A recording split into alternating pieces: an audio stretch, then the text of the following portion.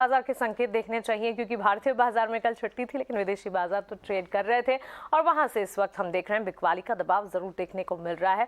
और इसके पीछे की वजह है इंटरेस्ट रेट सिनेरियोज। जी हाँ, लगातार ब्याज दरों में बढ़ोतरी का ट्रेंड, क्योंकि इन्फ्लेशन एक बड़ा कंसर्न बनता दिखा। उसके बाद इन्हीं खबरों के इर्द गिर्द बाजार का मूड माहौल भी बदलता हुआ हमने लगातार देखा ही है। ऐसी ही एक commentary US Fed chair Jerome Powell की तरफ से फिर से आती हुई दिखी और दरों में सख्ती के आसार उन्होंने फिर से जताए। उन्होंने कहा कि अगर जरूरत पड़ी तो दरों में और ज्यादा सख्ती करेंगे, रेट हाइक्स के सिनेरियोज और आगे नजर आएंगे। अब देखिए 50 बेसिस पॉइंट्स की बात हो रही थी, 25 बेसिस पॉइंट्स को ऑलरेडी मार्केट ने across the globe her market ने डाइजेस्ट कर लिया है। लेकिन यहाँ से जितनी भी कमेंट्री ब्याज दरों को लेकर फेड की तरफ से आती है उसका सीधा असर है जो कि हम देख रहे हैं विदेशी बाजार पर तो पड़ता ही है, लेकिन उसका एक इवेंचुअल इम्पैक्ट है जो कि भारतीय बाजार पर भी पड़ता हुआ दिखता है। कल के ट्रेडिंग सेशन में अमेरिकी बाजार में जेरोम पॉवेल के जो कमेंट्स आए उसके ठीक बाद हमने देखा कि इम्पैक्ट आना शुरू हुआ। बिकवाली का दबाव डाउ, नैस्डैक, S&P में लाल निशान के साथ गिरावट हावी होती हुई नजर आई और ये कमेंट्री ने बिल्कुल इग्नाइट किया सिचुएशन को और उसके ठीक बाद ये गिरावट हावी होती हुई नजर आई। नैस्डैक में 1.25% तक की गिरावट हमने देखी। टेक्नोलॉजी हैवी काउंटर्स में भी बिकवाली का दबाव था और वो बिकवाली जो है वो गहराती रही। अब जेरोम पॉवेल की तरफ से कमेंट्री क्या आई, उन्होंने ये कहा कि दरों में उम्मीद से ज्यादा बढ़ोतरी के आसार है, यानी कि 25 बेसिस पॉइंट्स को डाइजेस्ट किया, कुछ हद तक 50 बेसिस पॉइंट्स को भी डाइजेस्ट करने की कोशिश बाजार कर रहा है। लेकिन ये जो कमेंट आया उसके बाद मूड बिगड़ा और उनका ये भी कहना था कि अगर डेटा में और ज्यादा कुछ नुआंसेस निकल कर आए, कंसर्न्स निकल कर आए और सख्ती और ज्यादा बढ़ानी पड़ी तो उसके लिए भी दरों में तेज गति से बढ़ोतरी करने के लिए हम तैयार हैं। ये वो थे कमेंट्स जिसने विदेशी बाजार को मूड माहौल बिगाड़ा। इस वक्त अगर आप देखेंगे एशियाई बाजार पर भी उसका एक इम्पैक्ट दिख रहा है। SGX निफ्टी करीब 128 अंकों की बिकवाली के साथ 17,700 के लेवल्स के इर्द गिर्द ट्रेड करता हुआ दिख रहा है। ज्यादातर एशियाई बाजार में कमजोरी आप देखेंगे।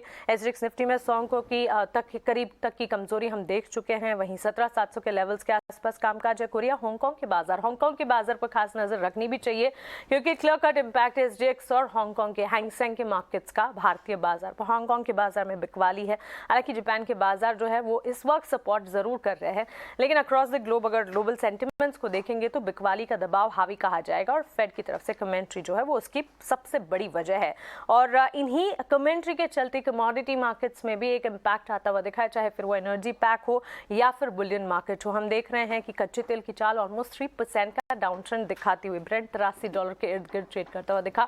बुलियन मार्केट में चाहे फिर नेचुरल गैस हो उसमें भी हमने देखा एक बिकवाली का ट्रेंड है। तो क्लियरली एनर्जी पैक में एक इम्पैक्ट आया है।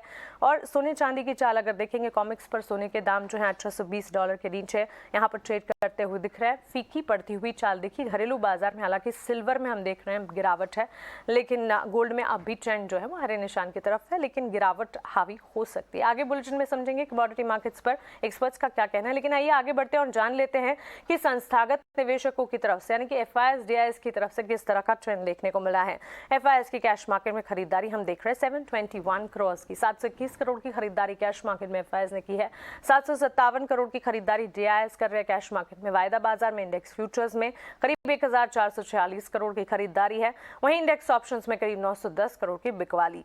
तो इंडेक्स ऑप्शंस के बिकवाली के आंकड़े को अगर साइड में रखते हैं तो कैश मार्केट में FIS DIS की खरीदारी और इंडेक्स फ्यूचर्स में भी FIS की तरफ से खरीदारी का मूड नजर आ रहा है। तो क्लियरली ये इंडिकेटिव एक्शन FIS DIS की तरफ से।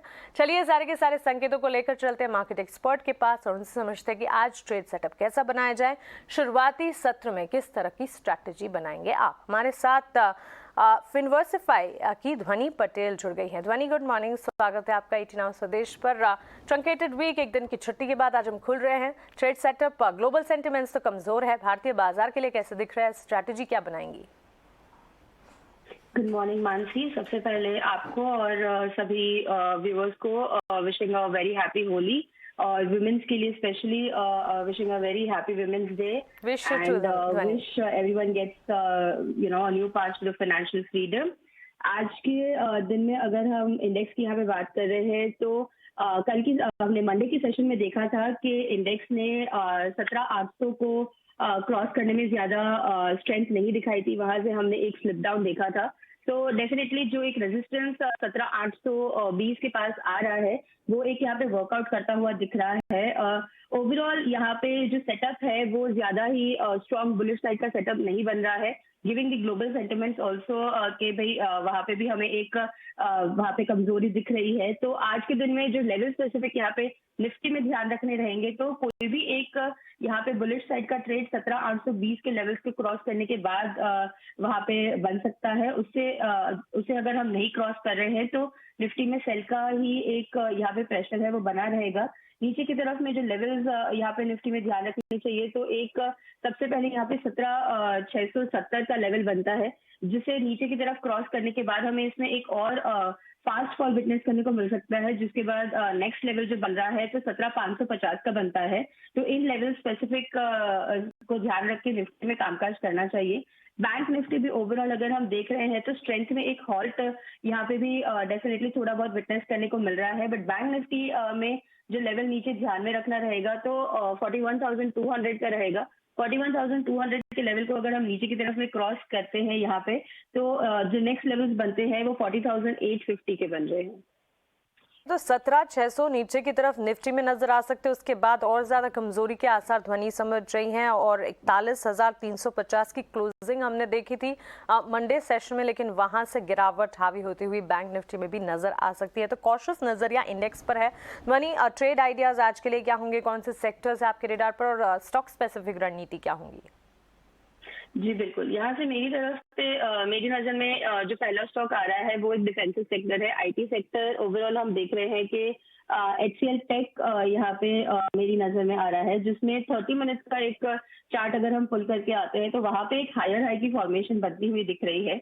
एचसीएल टेक में करंट लेवल से आप मॉर्निंग ओपनिंग को विटनेस करके बाय कर सकते हैं। 1125 के पास कोई भी अगर डिप मिलती है आपको तो आप वहां पे भी बाय करिए।